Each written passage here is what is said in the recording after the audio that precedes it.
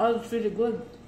Gusto nyo ba malaman mga kamari-chef kung paano gumagawa ng gravy na kalasa ng mga sikat na fast food chain?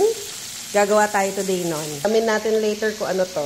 At dahil catering is life, motherhood is lifer, and TikTok is lifest, gagawa tayo ng gravy for the fried chicken. Do not throw away the arena of your fried chicken. Ayan, so after mo maprito yung fried chicken, makikita nyo sa pan, may mga tira-tira yan na breadcrumbs. Ito mga kamari-chef, ang secret ng mga gravy sa fast food chain. Kinukuha yan sa mga fast food, tapos ginagawang pang gravy dun sa commissary nila. Or yung mga debris ng pinagprituhan ng fried chicken. Nagko-collect yan sa ilalim ng oil. So you have to wait for the oil to become cold before you sift it out. So kailangan natin ng butter.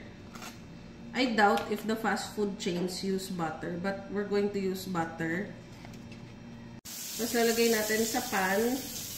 Tutunawin natin siya. Ganyan lang. Kukuha ka doon sa pinagbreadingan mo. Ilalagay mo. And then you will brown it. Tansya-tansya na lang, ha? Once that is a little bit brown, you can now add this. Yung pinagkuhaan natin kanina mga pinagprituhan, mga debris. Kaya hindi magandang araw-arawin ng gravy, ha? At yan yung rason kung bakit hindi ako mahilig mag-unli gravy sa fast food. Because I know how it's made. We're going to add a little soy sauce lang. Just to color it up. To put a little water until we get the consistency that we like. But as you can see, it does thicken up. Okay, so just wait for it to thicken up. Mamantika kasi, kaya nakikita nyo nagka-curdle siya. Mamaya, tsaga-tsaga lang. Trust the process. Lalabas yan. Gulat kayo mamaya. Ah, yan pala yung paggawa ng grebe.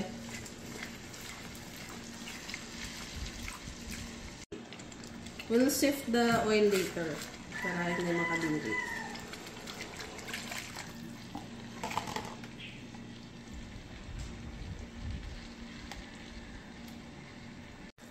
So, I'm removing now the fat. Yung mantika. Sobrang dami kasi. Pero mamantika talaga ang gravy.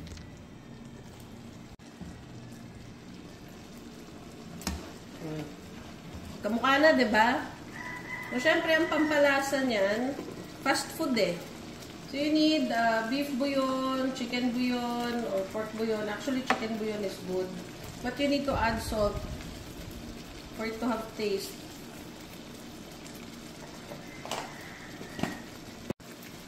Paminta.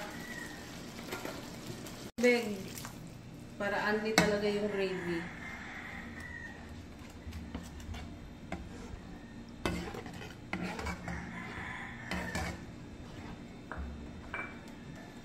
Chicken bouillon, half lang.